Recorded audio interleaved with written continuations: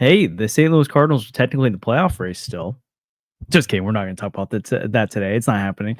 But on this episode of Deal on the Cards, we did want to discuss, is Oliver Marmol the right manager for the Cardinals leading to the future? It seems like all signs are pointing to he'll be back with the Cardinals at least for 2026. But is that the right move? And will they actually give him that leash? And is Bloom going to tab Oli as the guy to lead the Cardinals into the future? We're going to talk about our thoughts on whether or not Ollie's the right guy on this episode of Deal on the Cards. Welcome into Deal on the Cards. I hit the wrong graphic for a second there. My name's Josh. It's Andrew. We are back live. There's been a good weekend series against the Giants. Sonny Gray looked pretty dominant for a little bit today and then kind of unraveled a little bit on him. Well, unraveled in terms of he just wasn't throwing a no-hitter anymore. But again, the Cardinals take the series over the Giants, who are also like in that weird fringe, kind of in the playoff race. The Giants have been playing a lot better baseball as of late. They got themselves back into the playoff hunt because of that. Cardinals are now back to 500. They are expected to get Alec Burleson back tomorrow. Nolan Arenado probably next week. Brendan Donovan is on his way back. So the Cardinals do have reinforcements coming, and to Sandy's point, I guess they are 4.5 back. So like technically it's not over, but I'm definitely not having that conversation right now because I kind of doubt that's going to happen. But you know, they are technically in it. But today I think the bigger topic that I think we would like to address, and very curious what you guys think, because I think Ollie's gone from basically like you would be hard pressed to find anyone to defend him to I feel like there's I would say more of a split opinion now from fans. There's some people that will probably never come around on him, and that I whatever, you know, that's fine. There's some people like Andrew who I don't think will ever not love Ollie, and I'm probably more so in the I like him camp and I'm for Ollie camp. Actually, I should say I'm closer to Andrew I'm definitely closer to Andrew than I am the people that will never trust in Ollie. But I do see the arguments for potentially, I mean, when you consider the names of like an Albert Pujols and Yadier Molina to go in the directions of some guys like that.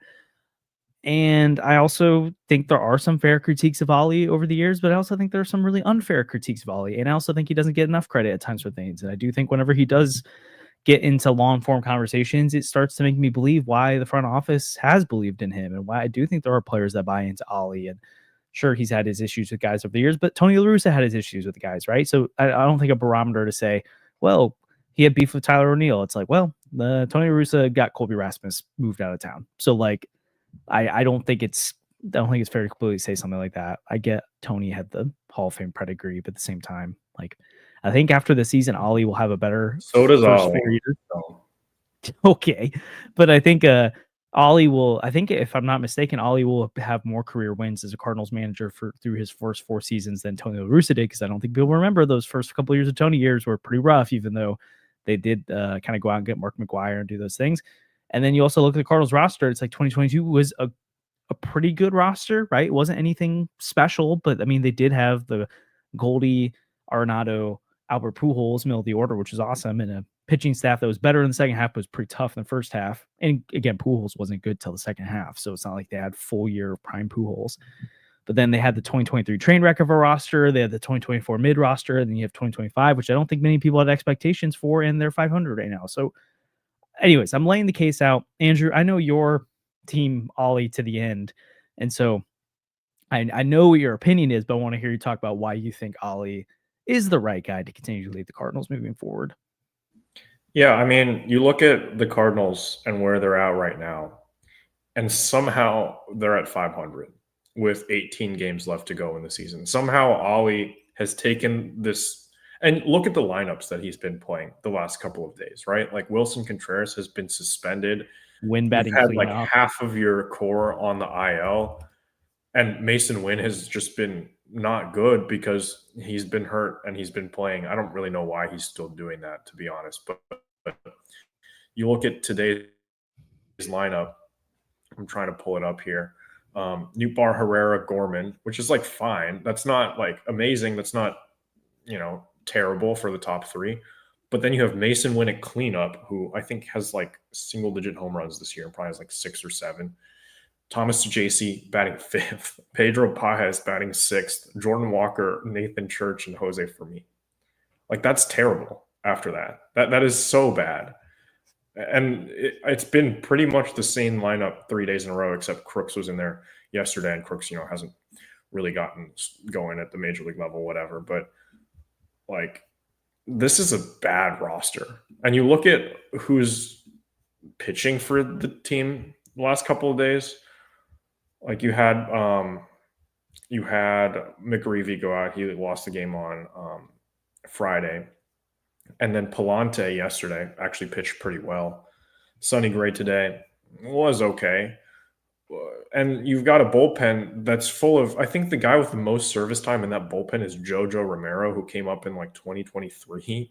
Like, you have guys that he was with them in 2022 because they traded Mundo for him from the Phillies. I think he was in the Phillies in 2021. Yeah, but he had major league service time at that point. Okay, and then yeah, he pitched I don't know. 2022. But anyways, he's still it doesn't really matter. Like, reliever.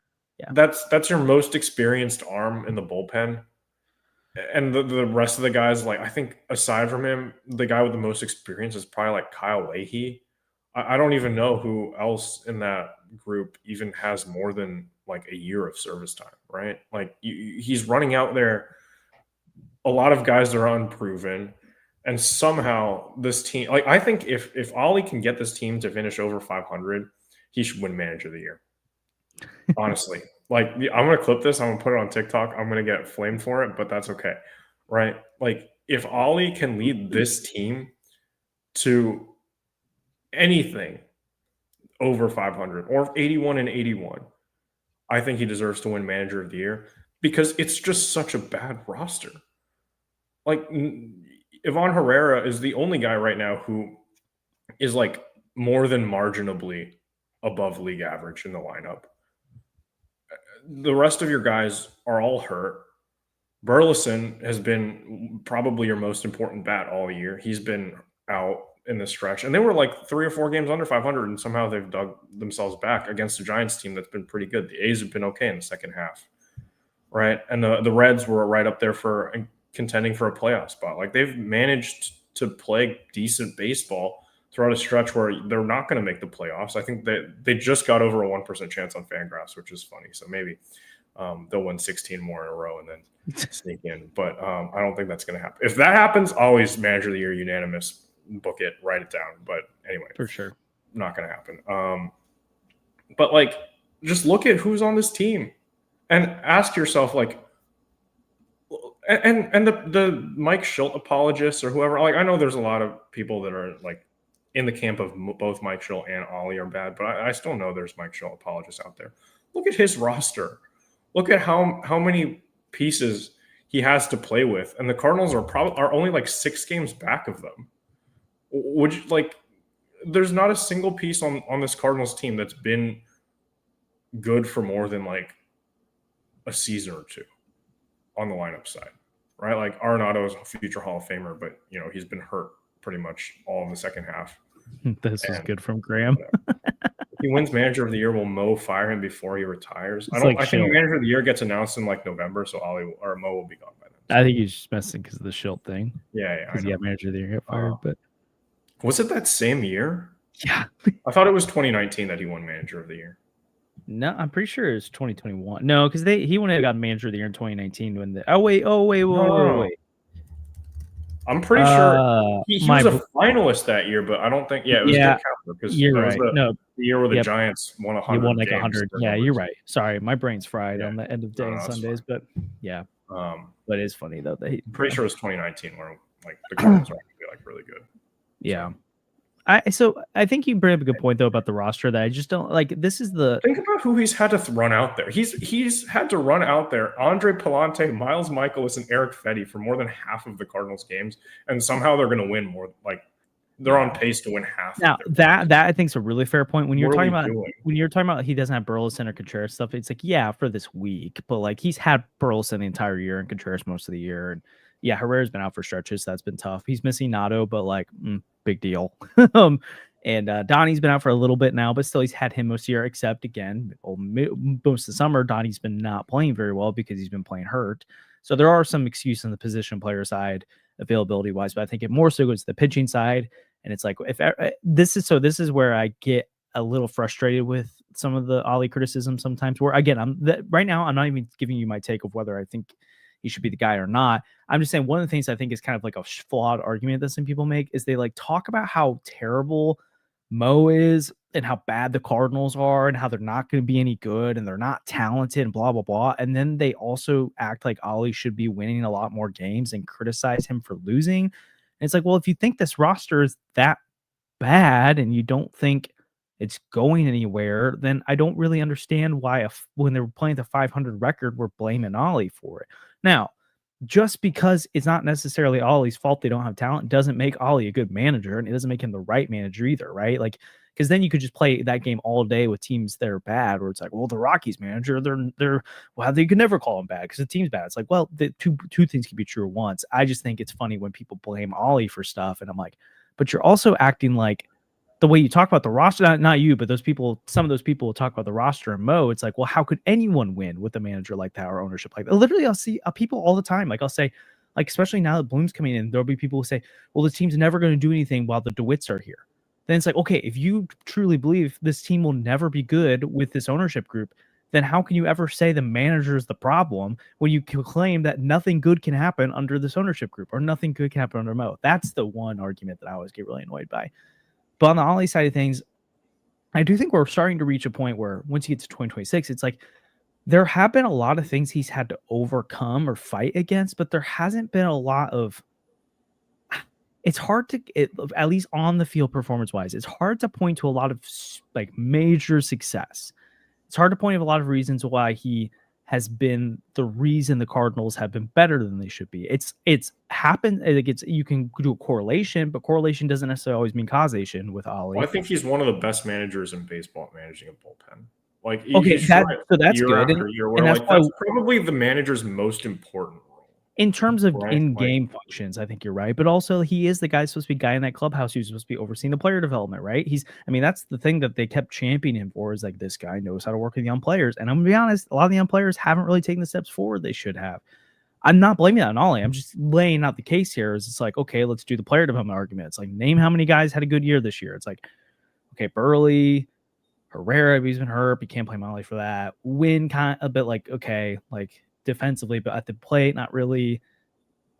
Donnie's not young anymore. Newt's not been good. Walker's not been good. Gorm's been fine, better, but not what he needs to be. Scott's been pretty good, but not like exceptional. I don't know how much do you put in Oli's court, and how much of it do you don't? How much do you want Oli to do? Like, I don't like. That's what I'm saying. I don't know. It's hard to assess. Like if Oli managed the Dodgers, then he would they would probably be like at 90 wins right now. I don't know. I wish we could see that. I honestly wish you could swap. Like if we could somehow have some ability to be like to play a scenario or to run a simulation and be like, okay, Oli's the manager of the Dodgers this year. How does it go? Oli's the manager of the Padres. Oh no, honestly, switch him with the Padres. That'd be better. Okay, look at the Padres roster.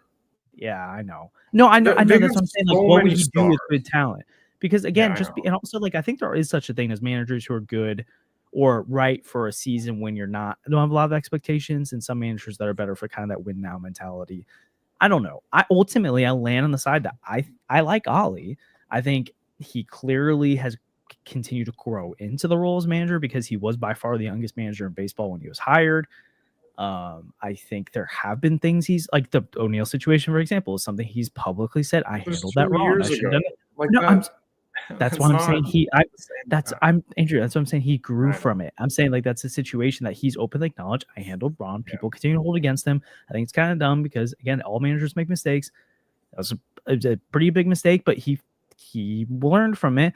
Like, I like the transparency and honesty we get from Oli, but just because you're honest doesn't make you the right manager. It's like, okay, then give me the job and I'll tell you how it is. Like, it doesn't make me a good manager. I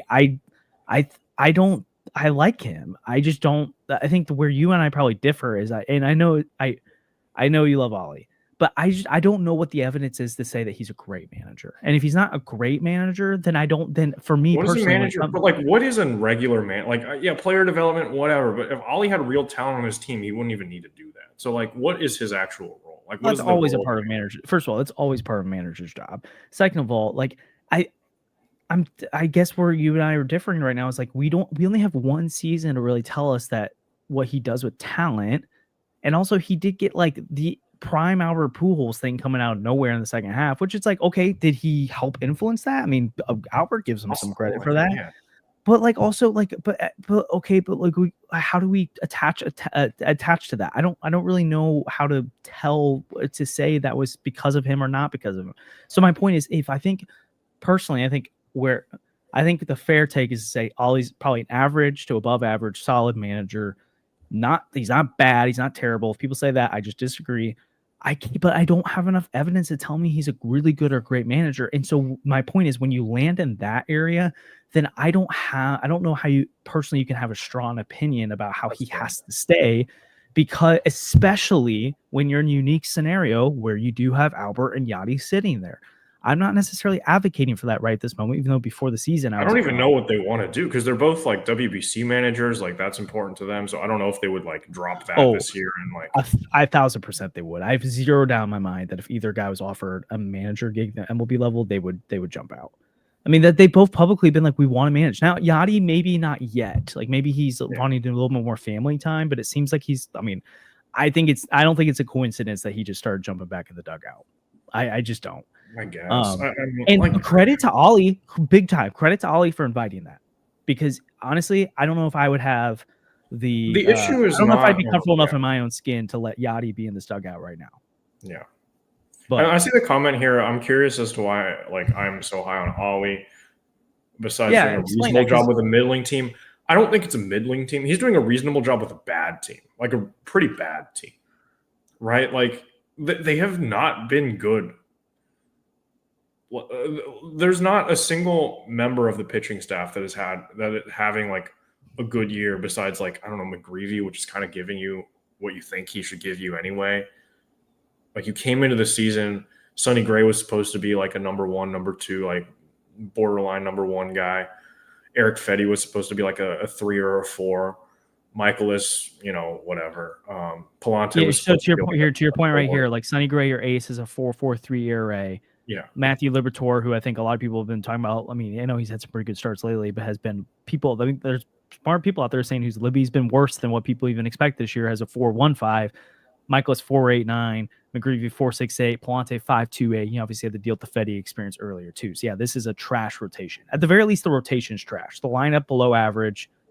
Bullpen has been really good, and that's the part where Oli needs to push the most buttons, and I think that's where it comes in. So and outside of bullpen management, though, like lineup construction is also like part of his job. I don't really know.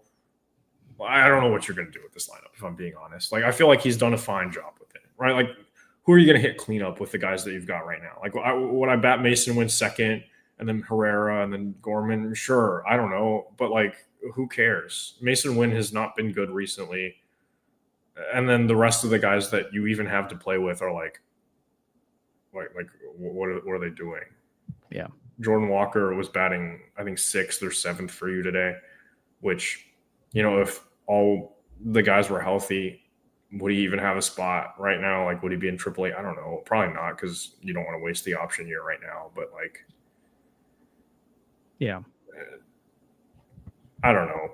I think it's a discussion that I hope Chaim Bloom does not fire Oli. I don't think Chaim Bloom will fire Oli because it's popular. I'm afraid ownership might fire Oli because it's popular. Because sometimes we've seen owners overstep their bounds time and time again. I don't really think we've seen it with the Cardinals. Maybe I don't know. I can't think of an example where the owners really were like, Mo, you got to do this. Let's jump into that in here a second, because I want to think of our sponsors, and I think that's a topic in itself, what they're going to do. As always, one thing through on 4 Sports Cards and Collectibles. They're our presenting sponsor of the Deal on the Cards podcast. We love Devin and his team over there. They're located at 9640 All Boulevard in Olivet. Open 10 to 5 Monday through Friday and 10 to 4 on Saturdays and Sundays. They buy, sell, and trade all sports cards and Pokemon cards. Have new selections of packs, boxes, and single cards of local players and stars around the league. There's no way you're about to pull this card out. I cannot believe. Oh, those, yes.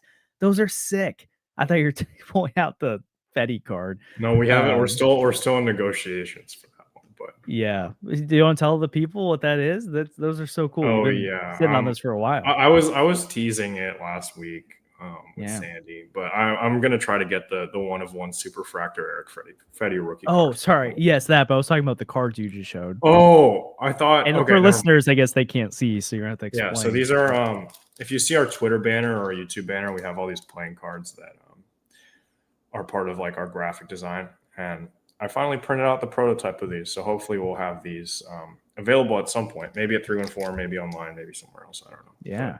We'll see. If you let us know what you think of them, can you pull a couple of the show some of them and let us know in the chat what you think of them, or in the comments later, or you can TM us on Twitter, stuff like that. What do you think of them, and would you like use these? Like if we put them out there, I think we potentially going to have some at 314. That's the main one that you always see. The Yadi, so cool. Yeah. So yeah, it's just like it's a playing card deck, and then we might have them available online too if people are interested. So they look pretty nice. So Andrew, you did a good job on those. Is there blue ones too then in there? I'm yeah, we got every uniform color represented. That's all the aces are also different, which is cool. So nice. So if you're interested in potentially snagging some of those cards, let us know. But as always, make sure you check out 314 Sports Cards and Collectibles. They've just been such an awesome sponsor of us. We really appreciate their support, and we hope you guys go and support them. And as always, we want to let you know about one of our other sponsors, and that's Underdog Sports. The Deal in the Cards podcast is proud to be partnered with Underdog Sports, our favorite place to play fantasy games. You're now eligible to play in Illinois, Missouri, Indiana, and 37 other U.S. states. You got to check out Pick'em. It's so easy to play. You just pick 2 to 8 stats of your favorite players and choose whether they'll go higher or lower. You can win 20 times your money by going 5 for 5. If that sounds like fun, sign up with our promo code CARDS to claim your first free pick plus first-time deposit offer up to $1,000 in bonus cash. We can't wait to see your entries.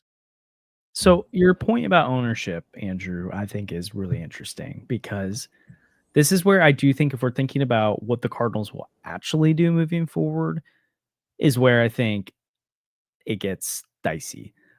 Clearly, and Mo's made this very clear, that he was an Oli guy and he thought highly of him. And honestly, I kind of like, if the Schilt thing didn't happen the way it did and Oli had a little bit more time and he didn't have to have year 2 of his regime be the fall off, because like, again, we've talked about like the Cardinals imploding like they have the last few years is not because they fired Schilt and hired Oli.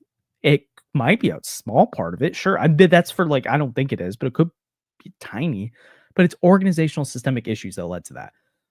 So if Schilt was in the seat in 2023, I don't think it goes that much different. And then if he's the seat last year, I don't think it goes that much different in the seat this year. And guess what? If he was in the seat for all 3 of those years, guess what? Cardinal fans will want Mike Schilt fired right now. So it's pretty unfortunate for Oli. I feel bad for him. But you do have Albert Pujols and Yadier Molina sitting in the wings. And so, Andrew, this is where I sit and I'm saying, even though I like Oli, I don't think if I was in that room making a decision, if I'm Bloom, I'd be slamming my hands on the table right now, keeping him. I think I'd say I like him. I think I would.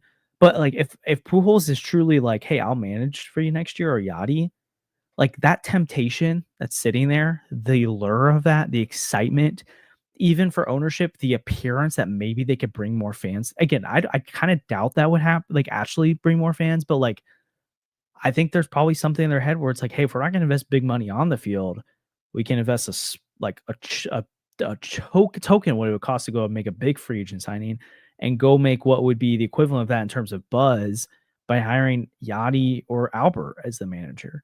I think it could potentially get people back on board. And also, I say this as in like, I don't think either guy would be for show. Like, sure, it adds that element to it, but I think both guys have the chops to potentially be really good managers. I'm far more a believer in Pujols as a manager than I'm Yadi, partially because of the reliability side of things.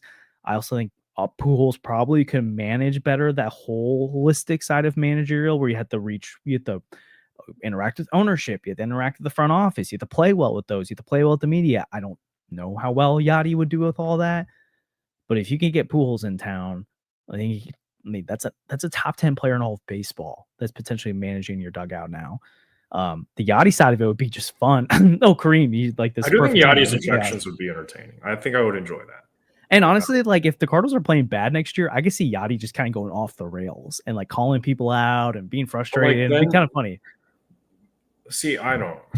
I'm just saying, like that's the argument, and that's where I'm like, I don't know if Oli makes it that long. I don't think they fire him this offseason. I think he sticks around. I think there's a chance that, like, I think, like we heard last week from Bernie that that Chaim likes Oli, right? Like, he said that to us, and I think that like the two of them have a working relationship right now, and like it looks good. I just wonder, Joe Madden is not coming. Samuel, please do not put like. No. The only reason I can see that is that clearly Bloom and Madden had a relationship in Tampa, but I just doubt that they would go. Did they? Direction. Oh, I guess they were there. So. I doubt they go that direction though. But I mean, Joe Madden's been out of baseball for like 3 years for a reason. So and he basically campaigned for the Cardinals job in 2023 when they were bad. He kept going to MLB. Oh, really? And, yeah. I mean, Jeff Jones. That was after the year where the Angels were like in contention and lost like 16 games in a row, and like, like what are you gonna do? Like, yeah. Anyway, I'm not on the Joe Madden train, but he won a World Series in Chicago like almost 10 years ago, man. Like, but I think.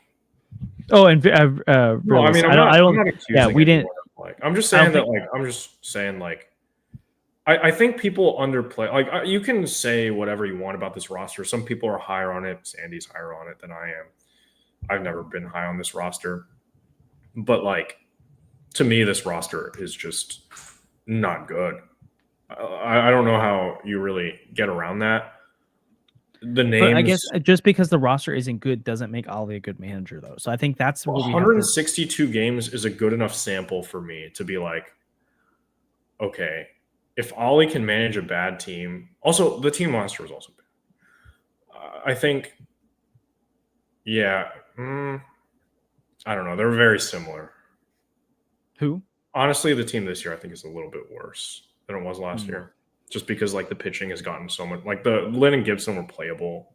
Fetty was okay at the end, and like those guys are gone. Yeah, but I'd say the lineup's a bit better, or not bit. A little bit, but like the pitching is just so much worse. I don't know. My point is, if he can do that 2 years in a row and manage a team that's not very good, like I think last year's team was better than this year's team, but we're comparing like whatever. Not good teams to each other.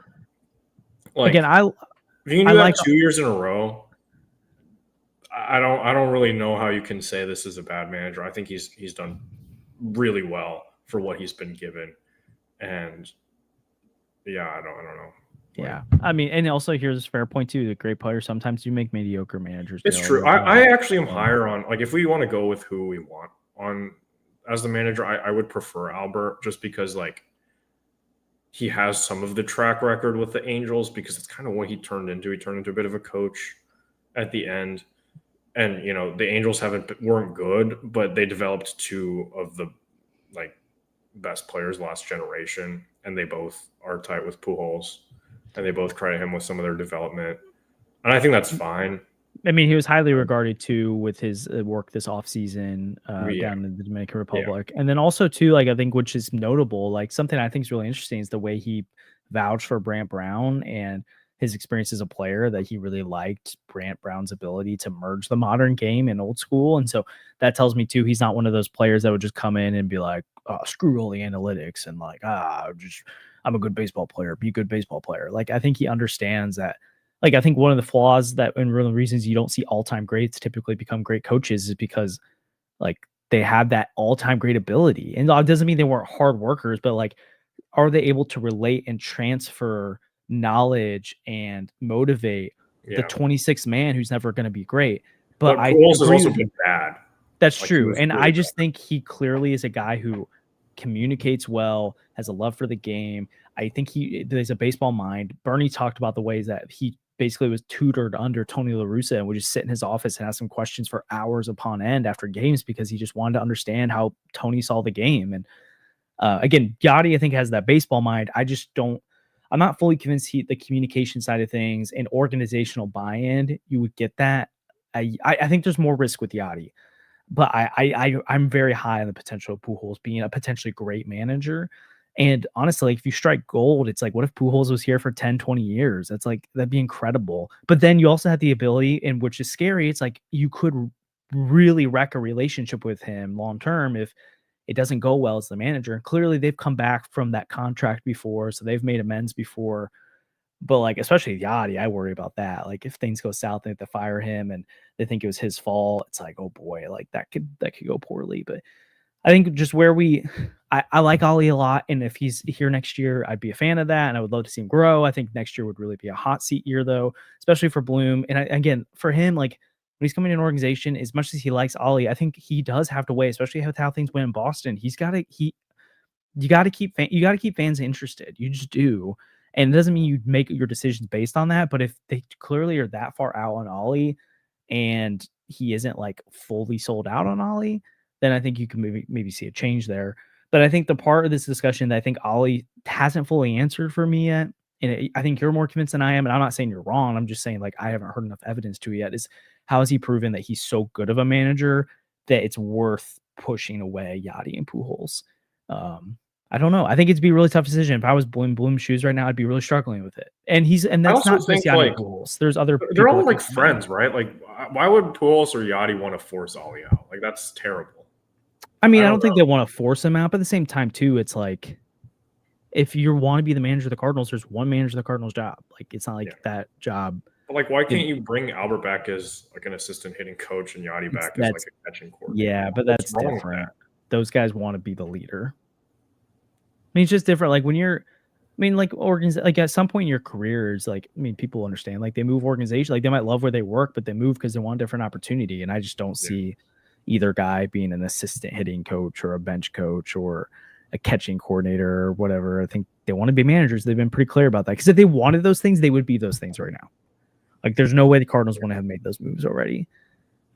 Slap a bow tie on Bloom, extend Marmol, re-sign Michaelis, and invite Fetty to camp and get Siani back on the 26th man for the next season. The new revamped 2026 Cardinals. Honestly, brutal.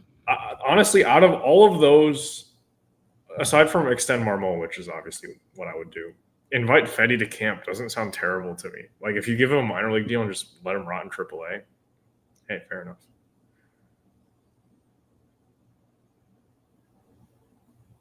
Are you muted? What? Oh, I think Josh is muted, guys. Can you? Uh-oh. Sorry, my mic went out. There's something in the chat I'm seeing which I don't necessarily think would happen. Not because the Cardinals wouldn't be interested, but I don't think Skip comes back. I mean, I think. Yeah, I don't know. That doesn't seem set to be the next Rangers manager. So I don't know. I'm not saying he wouldn't necessarily come back to the Cardinals, but I've seen some stuff about him as being a link to Atlanta if they were to make a move with their manager gig. And then also, I just think he's a guy that like if the Dodgers let go of Robert, I'm not saying they would, but I'm saying like if any team in baseball, like if the Yankees got rid of Aaron Boone, like if any of these legit contenders, like Skip would be toward the top of their list. So would actually I don't know if to the same level, but Pujols and Yadi be considered for stuff like that. I think, but I think Skip's kind of got the resume at this point that I don't think he'd take a rebuilding job unless there weren't a lot of good jobs out there and he just really loved the idea of being back. I mean, he's like never aside from that Marlins team that somehow made the playoffs, he's never really managed a good team. Right? Yeah, I mean that is the interesting thing too, which I know people would be like, "Well, the Marlins are bad." Where it's like, well, everyone talks about the Cardinals like they're as bad as the Marlins. So I mean, I wish they were as bad as the Marlins. I want a high draft pick next year, man. What are we doing? I guess Oli was fighting for his job or whatever. But yeah, well, whatever. I will really be upset if it's an ownership decision. I don't know how that would ever come out, but like might be a ways later. To fire Oli to sell more tickets next year would be really dumb. I mean, I don't think I really don't think that would be the only reason. I think it'd be mixed with other things that have happened and other like concerns about. They could say that. They'll just say philosophical differences and then just be like, buy Oli, and I'll be like, yeah, cool. But I don't think if ownership makes a move a manager, I don't think it's like, oh, we need to sell more tickets, fire Oli. I think that could play a piece of the pie. And I don't even know how big of a piece of the pie. But I also think, I mean, I we think know it would like sell a lot of tickets. they bring back Matt Carpenter to sit on the bench for a year. And like if Matt they have Carpenter's that, not that caliber. no. I'm saying like if they're that attached to nostalgia where they think it's worth like fans like it's worth having Matt Carpenter on the bench, then I think they're probably drooling at the idea of Yadi or Pujols being the manager. Where it's like nostalgia out the wazoo. I mean, that's what they've been doing. They signed Lance Lynn and Matt Carpenter last year. Yeah, but this is a kind of nostalgia I'll sign up for because I don't think it's just nostalgia. I think there's real potential there. The Yadi one, I really think is playing with fire. But do we really want a first-time manager managing this team as it becomes good?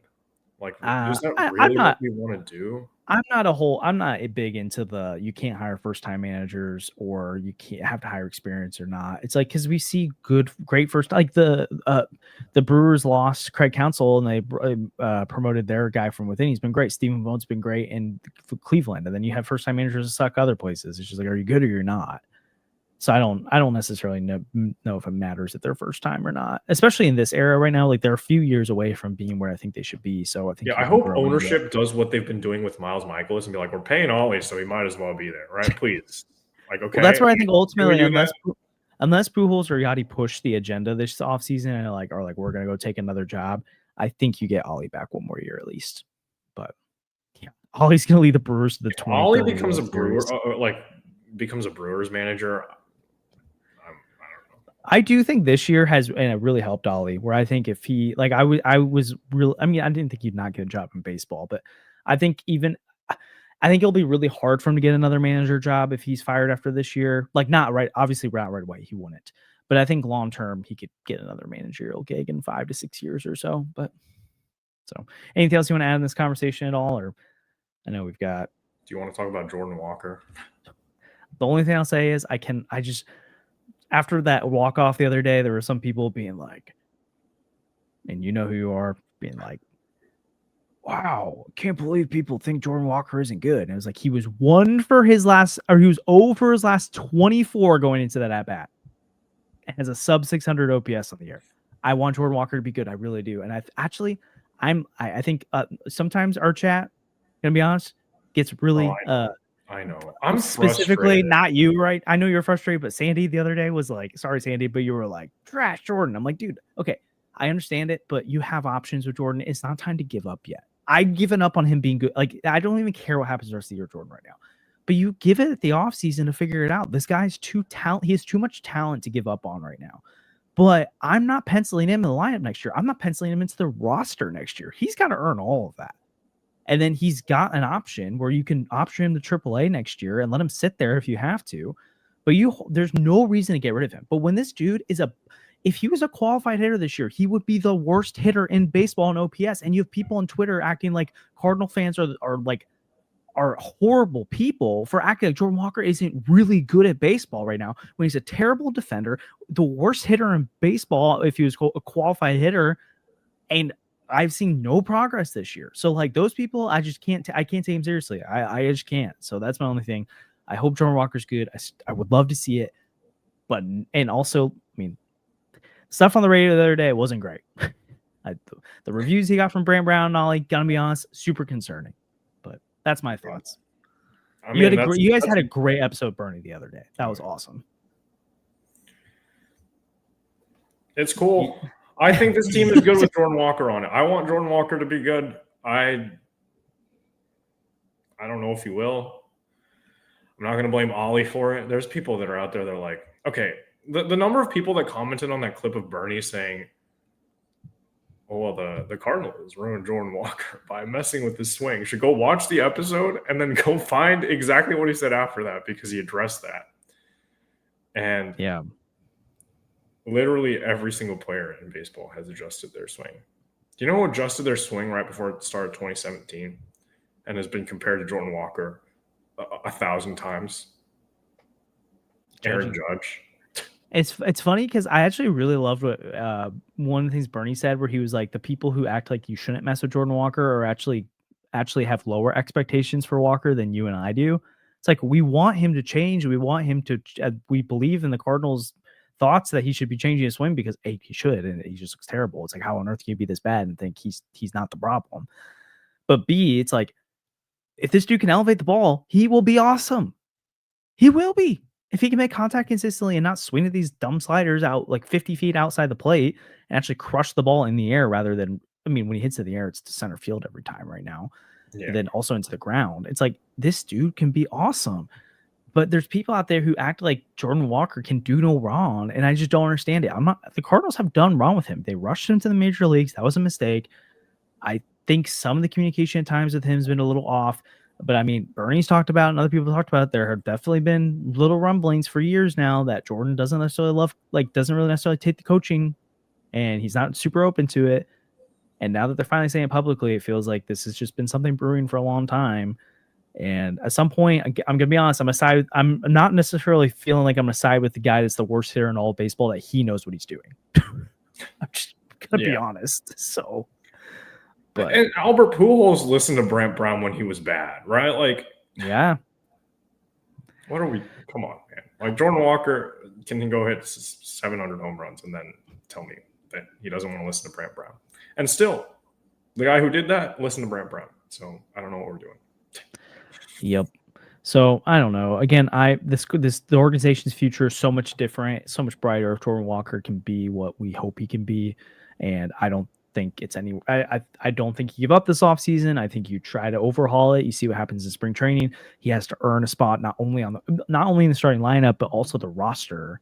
But yeah, I mean, Samuel, he's not qualified yet, but I'm saying, like, he would be the worst hitter in baseball if he was qualified. So I'm like, I'm not gonna side with that guy. But anyways, that's all my thoughts on it. And I just want to see the rest of the year. And then hopefully he changes in the off season. So yeah. Well, anyways, we're almost there. We're almost there. 3 weeks with Mo. 3 more weeks. Crazy. Do some retrospective. Will Mo put anyone on the IL? Like, I thought Riley O'Brien was dead for like a week, and then he shows up yesterday. I was like, oh, I thought he was on the IL. I didn't even know he was here. Like, I forgot. To be honest, but. Well, we appreciate the support as always. I know you guys I'll be out for the midweek episode this week, but you guys will be back, and maybe we'll have a guest. We'll see. Hopefully. Yeah. Appreciate the support as always in the podcast. Like and subscribe. Helps the channel a ton, seriously. Also, we have a survey on Twitter right now. I'll retweet it here soon, but we always, especially this time of year, right before the season starts and right at the end of the season, we love getting feedback because that helps us change up our content and adjust to what you guys are wanting, because we make this for you, right? We appreciate like you guys listen. We do this for fun, obviously. Like, we enjoy doing this, but like, we do this. We appreciate so much your support, and we want to make this podcast everything you want it to be and more. And so we're always we're coachable. We're not Jordan Walker. We're open to feedback. We're open to criticism. We're open clip that. I'm just kidding. Don't do that. Please don't. But yeah, we love the support, and we love your guys' feedback. So if you go over on Twitter, I'll retweet it here in a second here. But we've got that survey. We'd love for you guys to fill out. Again, like and subscribe, helps channel a ton, and we'll see you guys next time. Thanks, Garrett Hampson. Thanks, Jordan.